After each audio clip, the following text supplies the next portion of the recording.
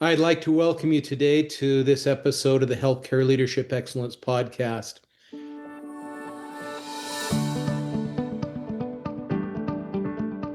You know, listeners, we say it every single time that our goal is to have you get off the treadmill, out of your car, or wherever you're listening to this podcast with something you can tangibly take and change today.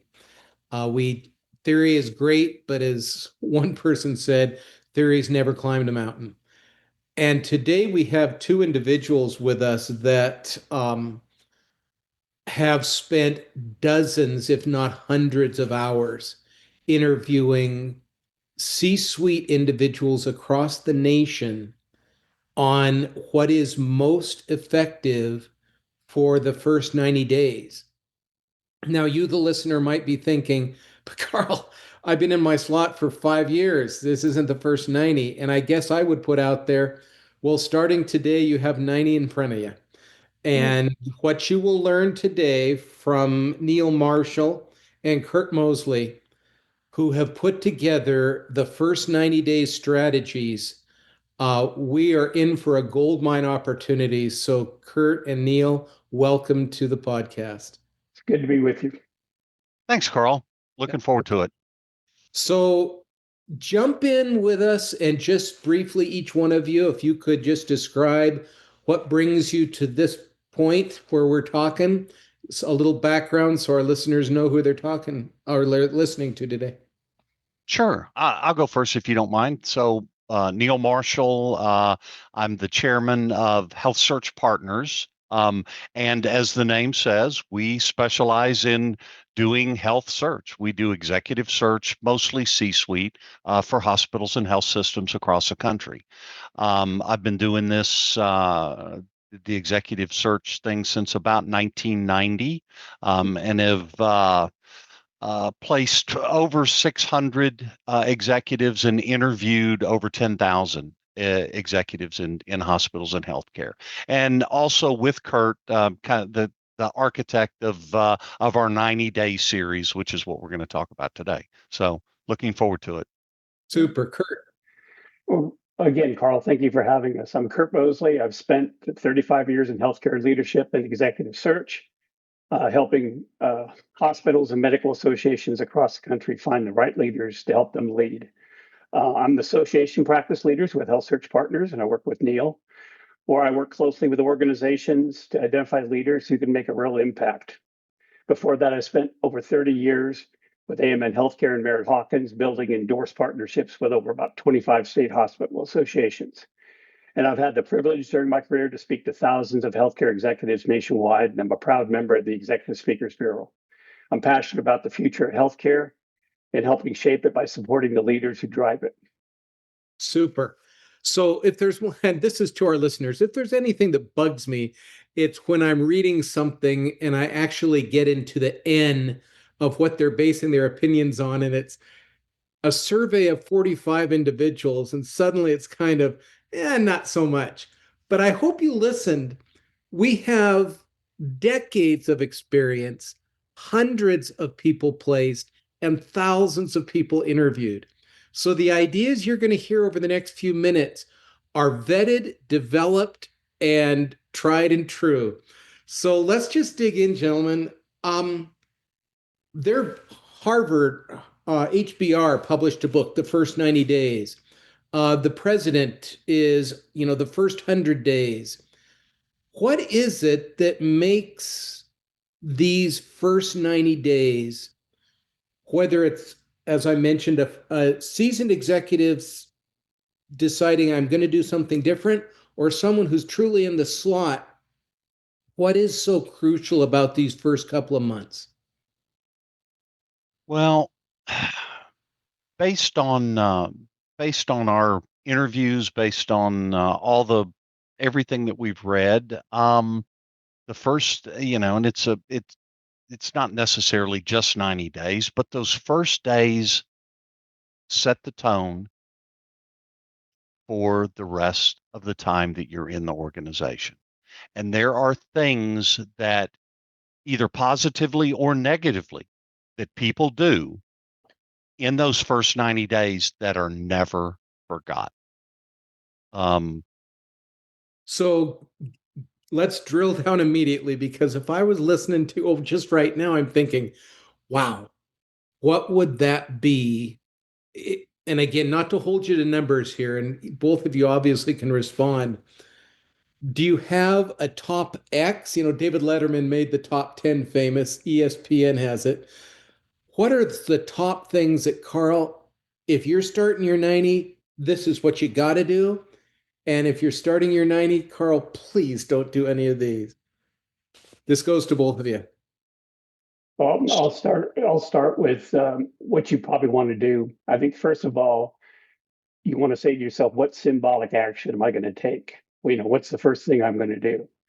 And how will I be visible in a meaningful way? That's the second step, I think. And then what do I want my team to feel if I'm working with a team or direct reports? And how do they see me? And I think most importantly, what story do I want to tell them about my first 90 days? What do I plan to accomplish? They'll turn it over to Neil for the don'ts. Yeah, and I'm going to add a couple of do's. The one that Kurt talked about, the setting the tone. What do you want to do? I think that that's something that very few people really think about before they go in and start a position. And yet, to me, it is so valuable. I'll go back to the first job I ever had out of college. I was a executive trainee for a plumbing wholesaler, and we had lost our CEO, and a new CEO was coming in and starting, and so everybody was looking out the window, and he drove into the parking lot, and we're watching what he does, and he gets out of the car and he walks through the parking lot and he picks up the garbage. Never says a word, throws the garbage away, comes in, introduces himself to everybody. But I got to tell you, it's been 30, almost 40 years. I still remember it. And I will tell you that from then on, he never picked up another piece of garbage, because all of us that worked there, when we came in from then on, we picked up the garbage. So he Love set a tone again by not, it wasn't, he didn't point fingers, he didn't say anything negative, he just did it. So, and then things not to do. um I think that making changes too fast, um sometimes it's better not to make a change than to make the wrong change, especially early on. um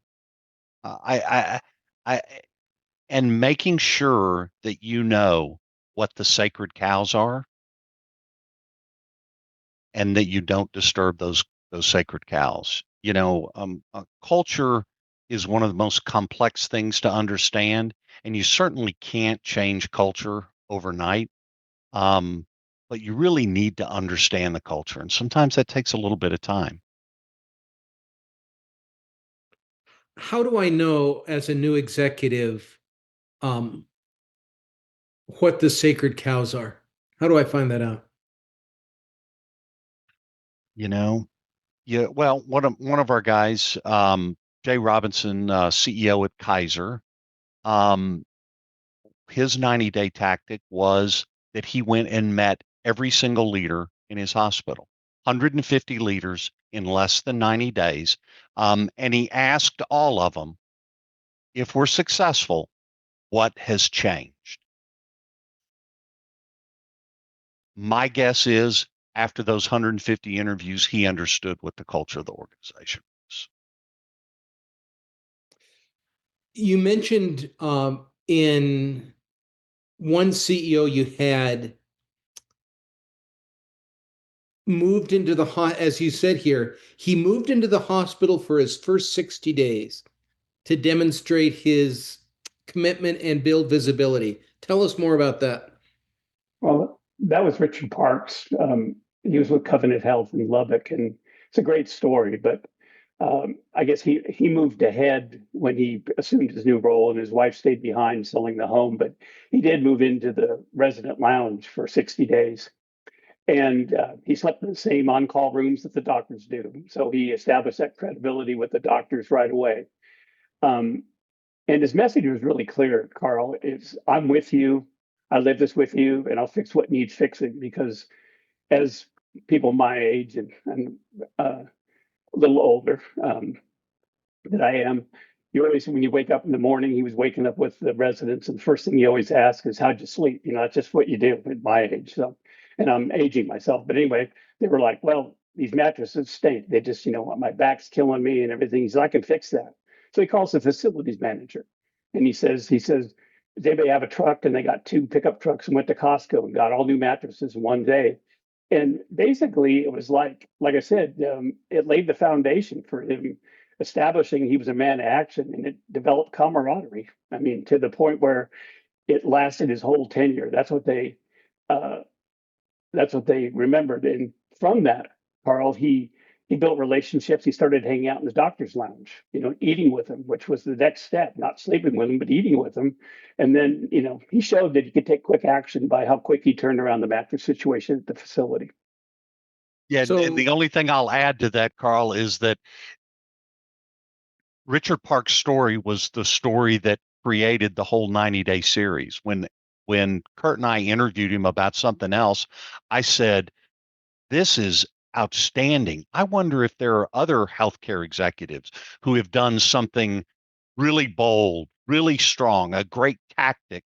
And so we started asking, and we interviewed over 25 people to come up with the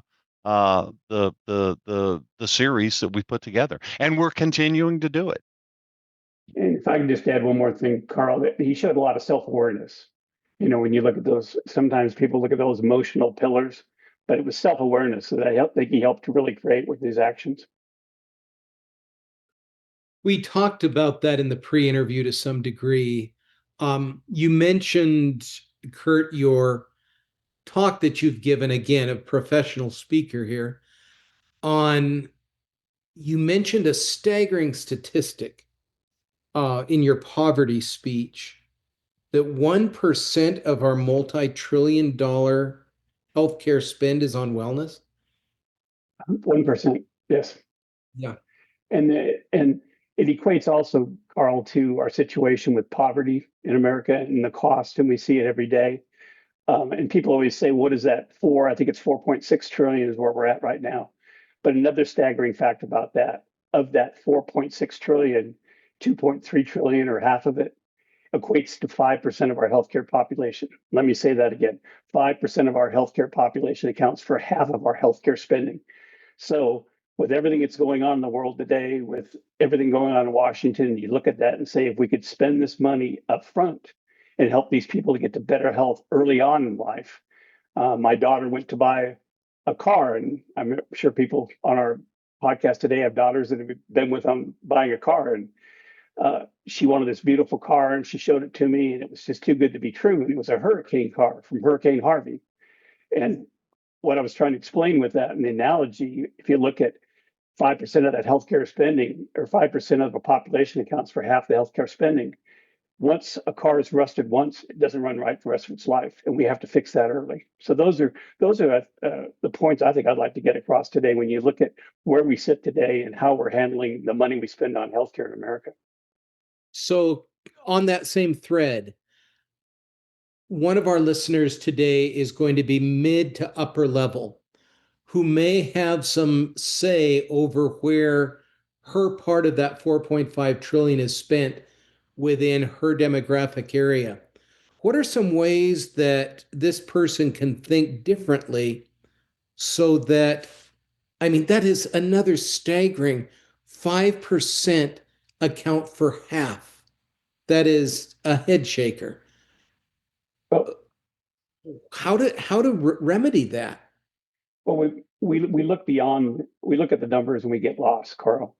I think what people tend not to realize about that spending, it's mental health, dental health equals physiological health. And we forgot about that. Sometime a long time ago, back when I was young, when the earth was still cooling, um, um, people forgot that your teeth and your brain were part of your body. I had a neighbor that went to a homeless area here in Dallas, and he cleaned people's teeth. And before he took all their blood pressure, 80% of the people that hadn't had their teeth cleaned in years, blood pressure went to normal right away. So we forget about these three aspects of helping these people, which is mental health, dental health equals their physiological health and their happiness. Knowing that there's pushback, I just had an interview with a client this morning, and so frustrated that in these executive team meetings, she is a sharp thinker, and she will bring up, why don't we do it this way? And she'll run into well, it's working fine. And one of my favorite responses to that is Kodak. Back in the mid 80s, Kodak was described as, one of America's strongest companies. I think 20 some years later in 2012, they declared bankruptcy. In your 90-day interviews, in all these hundreds of executives you've placed in the thousands of interviews, what's some ways that you can recommend for our listeners to help people move beyond the myopathy of this has worked well for years, even though we're going down in economics flames here, it's worked well. How do we, what are some techniques, what are some strategies that they can employ here? Neil, I'll throw this one to you. I'm thinking because that's a complex one, because partially because in healthcare today, can anybody really say, meaning in a hospital, that they're doing so well that they don't have to change anything? Mhm. I mean, I was talking to one of the hospital and health system leaders for one of the major consulting firms. He runs the practice, right? And he said before in January, they would typically get 2 to 3 calls a month from hospitals in distress saying, "Hey, we need help. Can you talk to us?" He said, since the new administration, they get a call every single day saying so I think that anybody who's so myopic that they think that the way that things that they're doing things are working, needs to be educated that they're not. Mhm. And that comfort zone can be so, again, it's if we just keep doing it, we'll get to the other side. Even I was in an organization the other day who is really skidding, and yet the lack of new thinking, and maybe this takes me to what I'm actually asking, how do we get people innovating administratively? They do it all the time with best practice. They read the journals, they're moving their medical treatment differently, but the administrative end just doesn't seem to change. Any thoughts on this? Yeah, that's a good one, because I will tell you that even though we interviewed all of these people, and a lot of them had really interesting tactics, and I loved them. um, I was astounded on a couple of things. One was that I've interviewed 10,000 hospital executives, and did I have to do it for 30 years before I found one that told me something that I said, wow. Mhm. Now, has it happened before? A couple of times, but not nearly as many times as I would have wanted. And the number of people that we asked to talk about this that literally had nothing that they could give, as where the ones that did share, these are things that if I'm working with that person, I'm going to say, "Hey, I love what you did. I'm going to start doing. I'm going to pick up the trash. I'm going to change the light bulbs Mhm. before anybody else. I'm going to round on holidays with my people and tell them how much I appreciate. You know, I want to be at the pool on Memorial Day, but they don't get to. So I'm going to go say I'm going to go see them every holiday, where I'm known as, you know what? I love my people so much that I'm there with them on the holidays. And I want to jump on that further in regards to that's a leadership imperative. You've got to be with your people. One of my favorite iconic photographs, it's a sobering one, but it actually is 81 years ago today, just by coincidence, the 5th of June, when Eisenhower was photographed, not in a photo op, but talking to some of the members. I think it was either the 82nd or the 101 Airborne, who were going to drop behind enemy lines within a matter of hours. There were massive casualties. Um, Yet he was out there. He easily could have been in the bunker making strategy, but Eisenhower was with his people. And again, just 81 years ago to the day, just coincidentally. What are other leadership imperatives? Being with your people when you technically don't have to. What are other patterns that you might see? Well, Dan Castillo is one of our CEOs we interviewed. He did midnight rounds the very first time he went to the hospital and didn't tell anybody. And he sent a real clear message. He said, "I see you." And he didn't announce, that he was coming, or he didn't say, "I'm going to perform this," but he showed up during times most leaders avoid, just like Eisenhower. I think he was there at 3 a.m, waiting for them to go off, to push off from Dover. And the response from his staff was just incredible. It was genuine. And he showed he had some humility. He'd show up and work the tough hours. And it, his presence being there is it. It was like people say, well, we hear sayings and slogans, but when you're there, there's an old saying, Carl, that says it's hard to explain or talk your way out of something you behaved yourself into. And he behaved himself correctly at the start. And everybody knew he was a true leader and cared about what they did. And he was with them. He was part of them. He wasn't above them. He was below them. He was on each shoulder. So I want to back you up a bit on what you just said, because a lot of times when people are listening, they hear something precise and they miss it because they're on the treadmill or driving a car. Go back with the you can't talk your way out of. Go through that again. Sure, it's hard to talk your way out of something you behaved yourself into. And what that just all it really says is people remember how you show up, not what you say, Mhm. how you behave. So, we've talked to CEOs where they said the first week we put up slogans and boards all around, the break room and in the hospital, and people are saying, we want to see what's going on. We want to see you. How did you behave? Vince Lombardi was great at being out there with his people on the field, standing 2 feet into the field with them, saying, I know your knees hurt. Can you go back in? That was just him. He would block and tackle with them when the Packers when they practiced. So Mhm. Absolutely. Um, any other imperatives? Showing up when you don't have to, behaving in a way that's visible, that shows your values. What other imperatives of this is show up type of leadership? Thoughts, Neil? Yeah. So one of the things that one of the stories that I loved was Derek Ziegler, Baptist in Memphis, who job shadowed. He was a regional VP, but he would go and work with, the undercover boss thing. But everybody knew he was coming. But he put the uniform on. He didn't sit and watch them do it.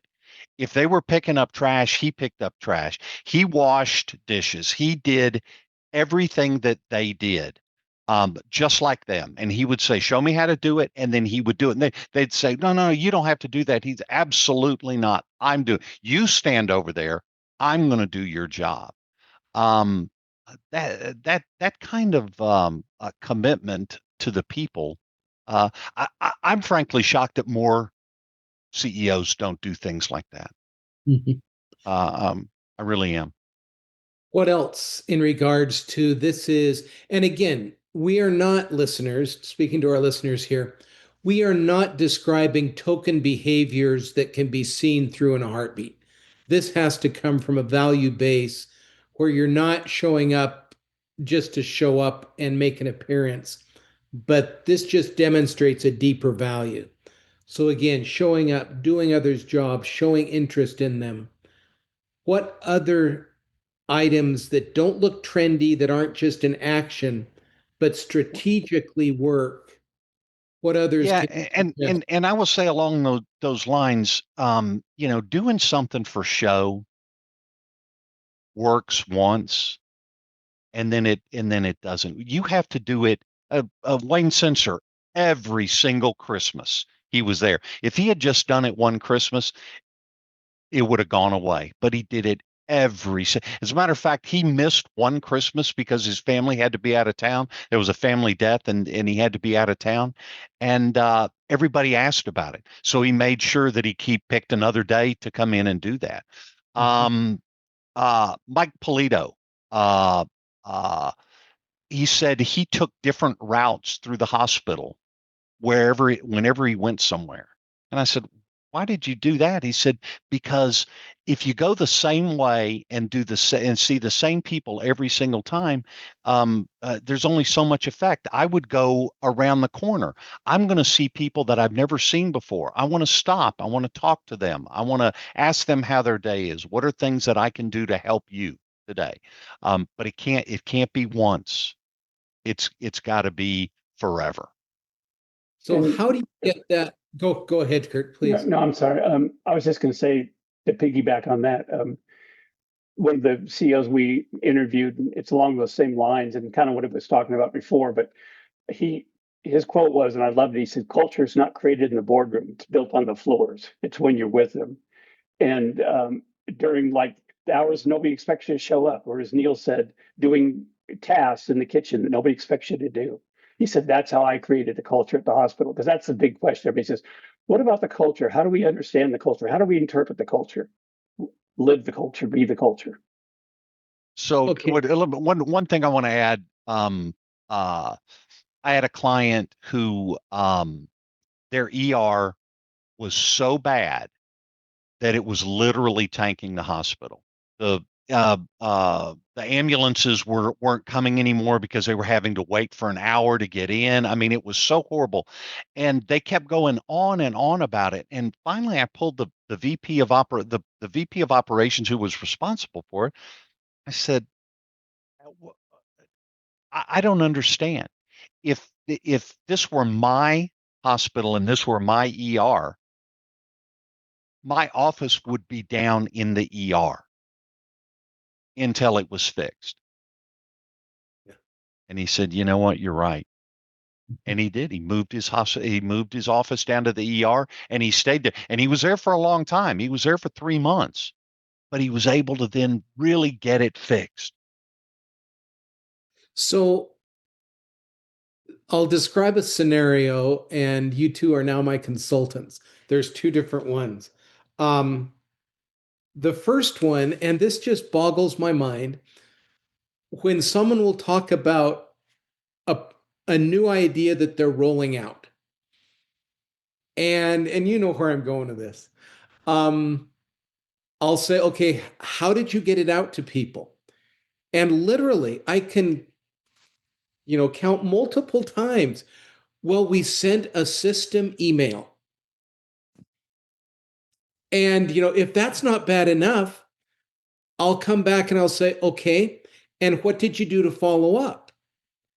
And I think within healthcare, there's such an assumption of brilliance that people make the mistake that one email, and I'm not exaggerating here, I literally could describe many times where it's announced in an email, and that's the only time it is described.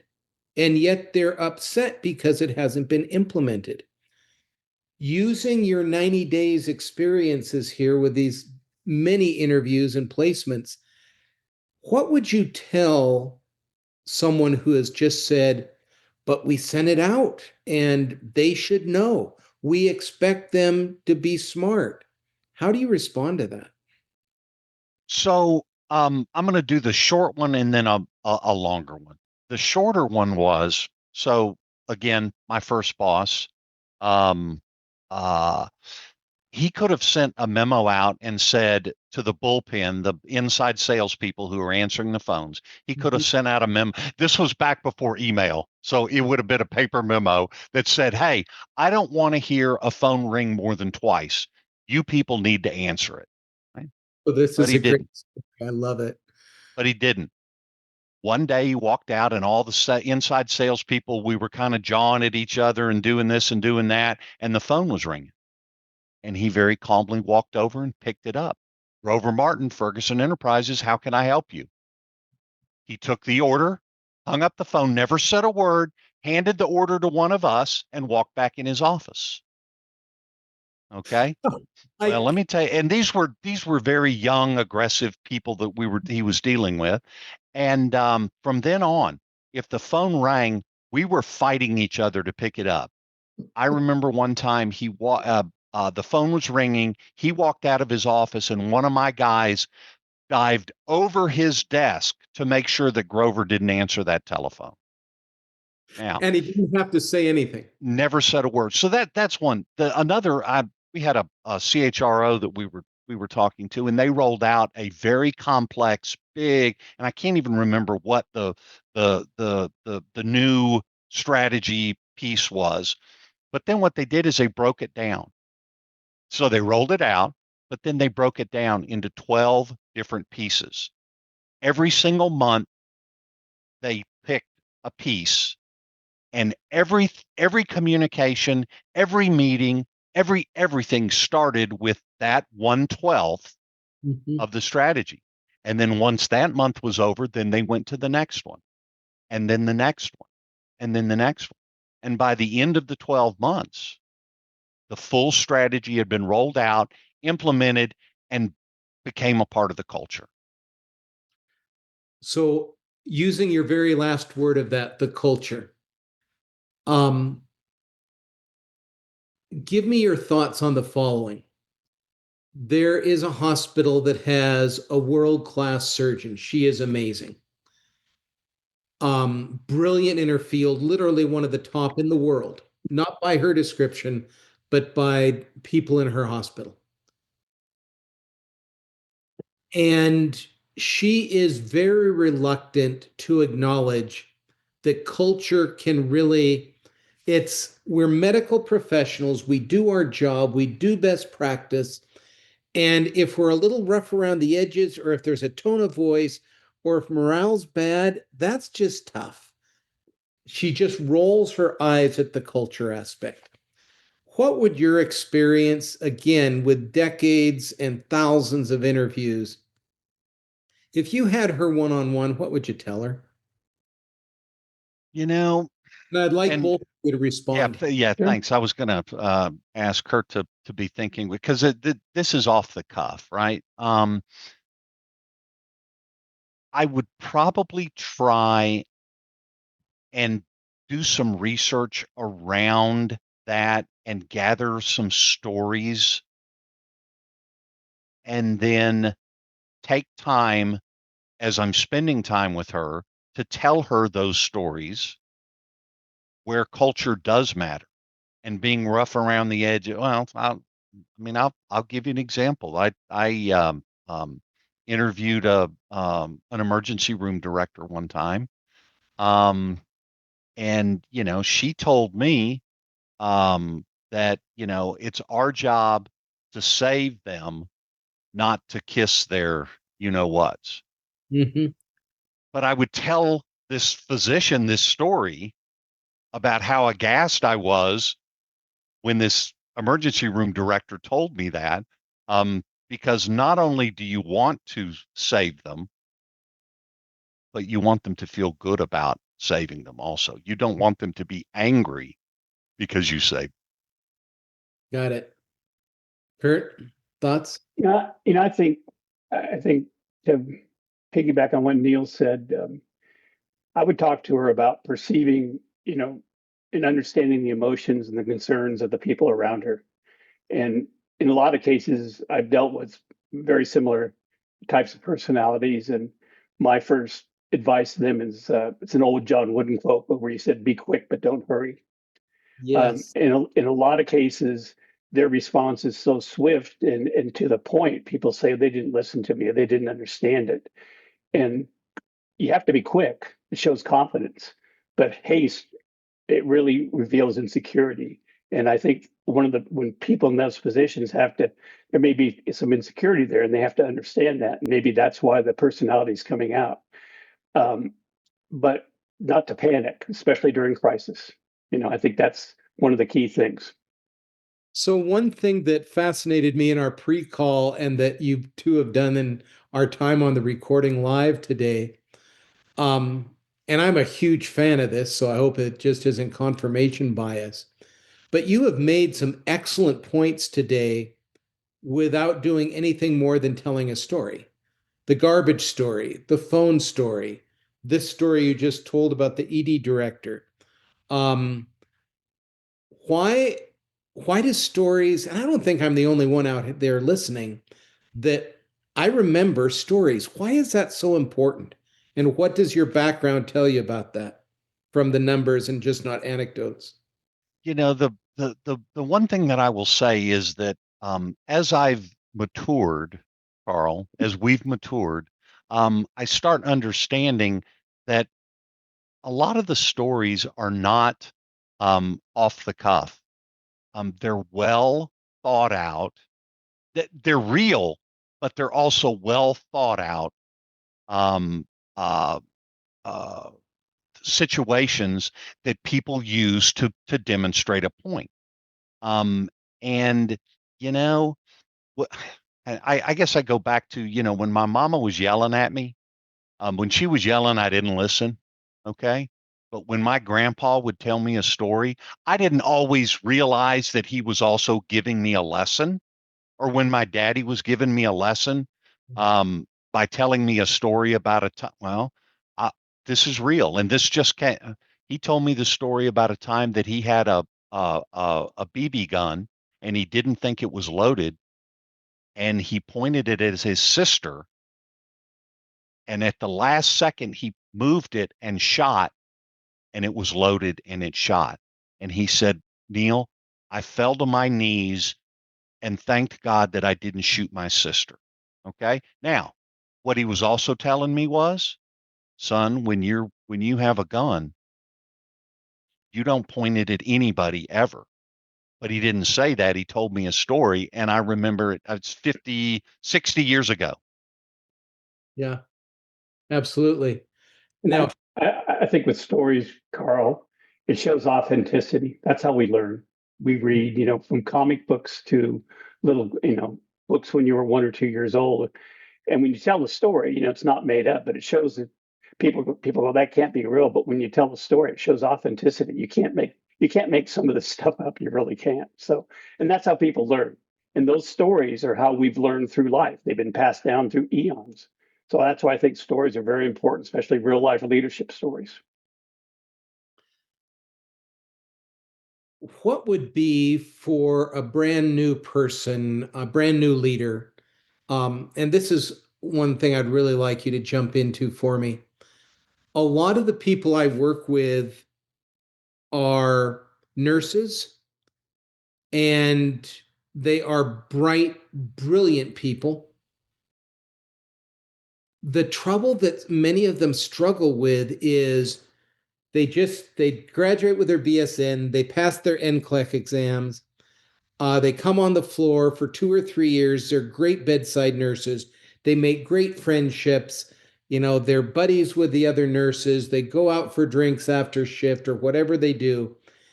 And then one of them is pulled aside and said, Jane, you're doing great work. We'd like to make you a charge nurse, or we'd like you to interview for an associate nurse manager position. Taking it from nursing, it may be a younger physician who's asked to be a section head, and he or she is now asked to um, work and supervise physicians that may be a decade or two ahead of him in their experience. So, Jane is the nurse, Jill is the physician. How do you bridge that? I used to be your colleague, Now I'm your leader with all that entails. Any suggestions for helping people make that transition?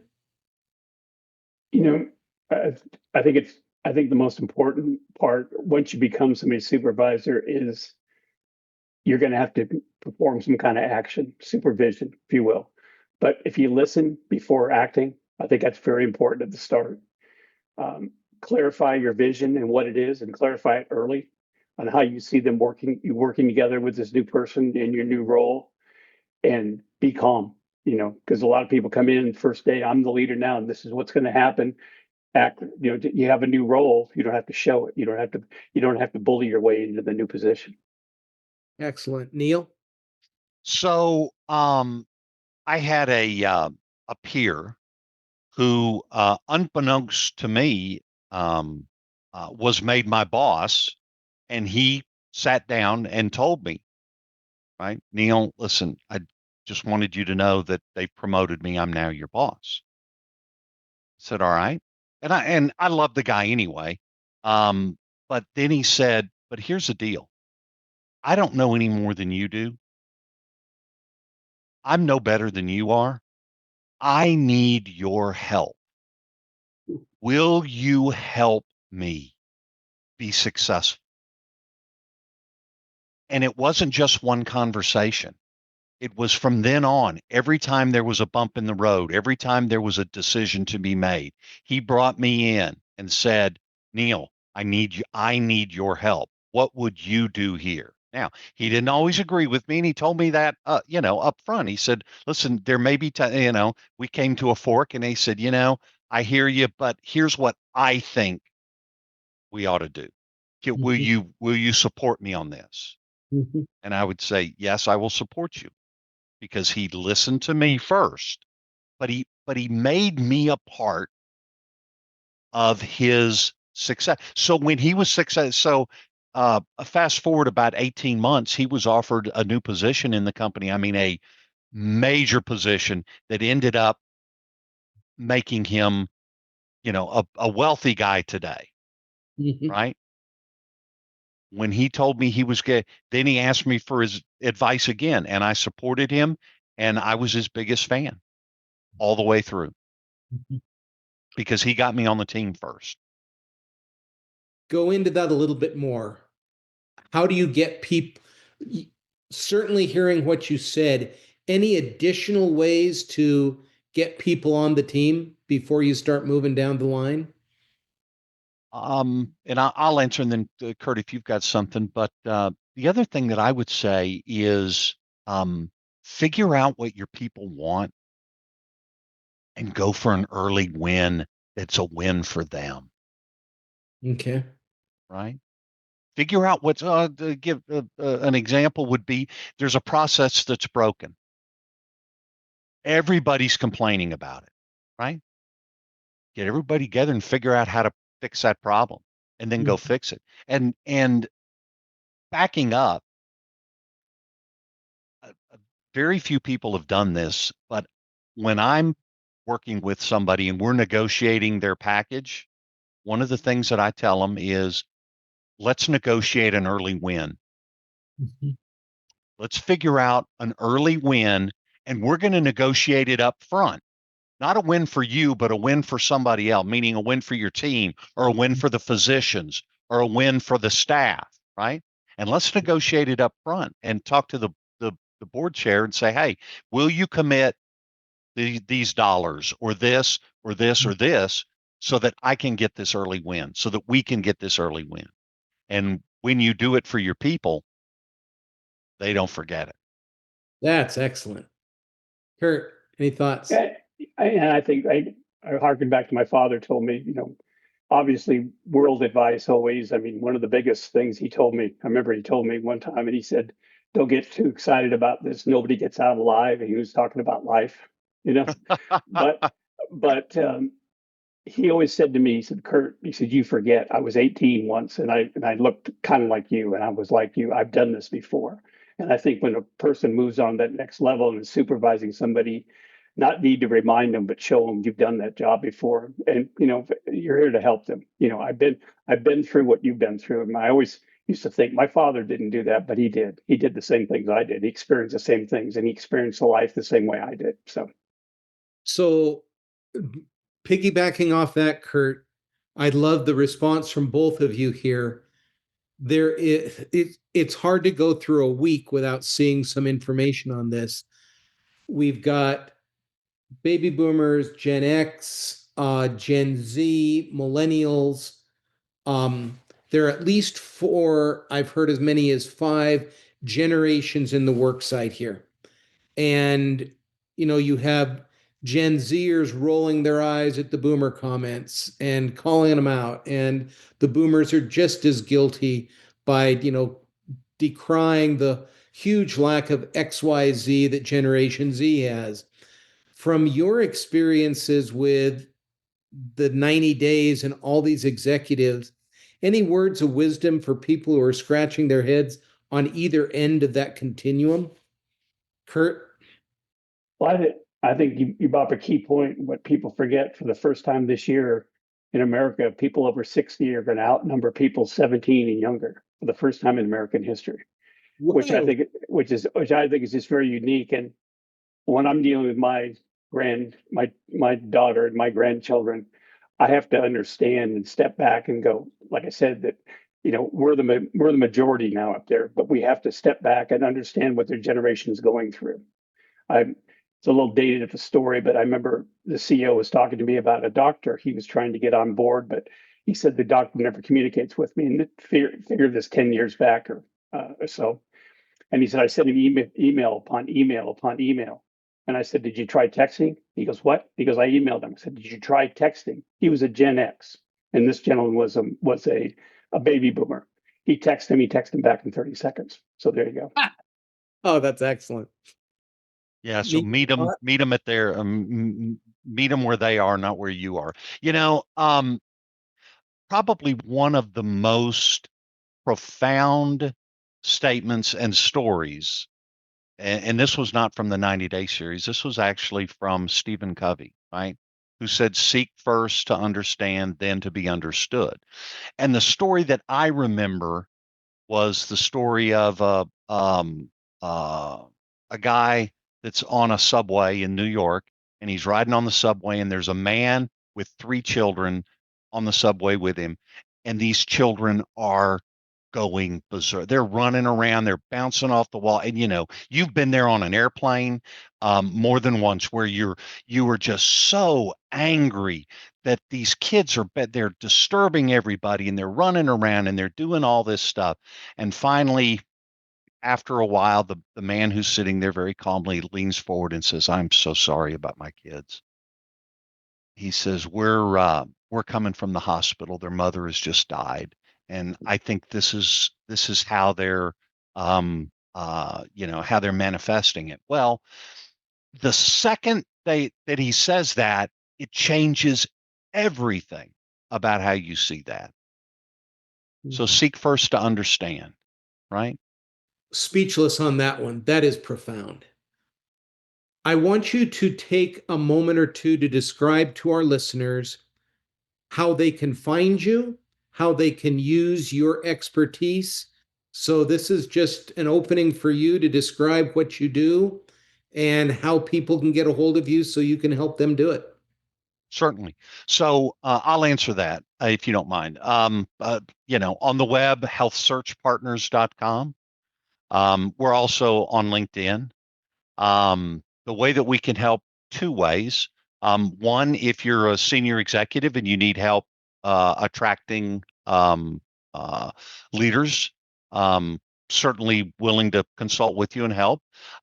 Also, if you're most of our dealings are at the executive level, but if you're director and above and you'd like to at least be in our database, and so that we know who you are, send us your resume. And if we come across a project that we think might fit, we'll reach out and let you know about it. And the last thing that I'll say is on this is that if you've got a listener who one of these stories resonated with, and they have something that they'd like to add to the 90-day series, something that they've done that is, as I call it, the second door of the minivan, something that's very profound, that has had a tactic that's had a great effect, reach out. Let us know about it. I'd love to be able to talk to you about it. We love these. Excellent. Kurt, any And closing? Carl, yes, if I could just close and say, we developed the 90-day leadership program, to highlight these strategies that these CEOs have shared with us. And during this pivotal, 90 days, if you will.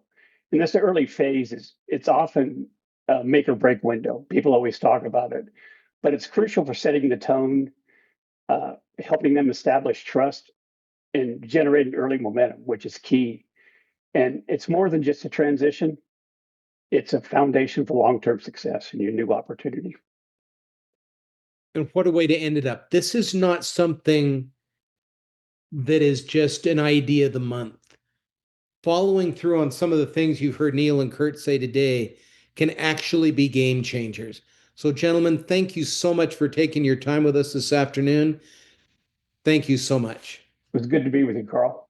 Yeah, we loved it, Carl. Thanks so much for having us. We enjoyed it. And to our listeners, thank you for spending yet another hour with us to deepen your understanding and further your career progress.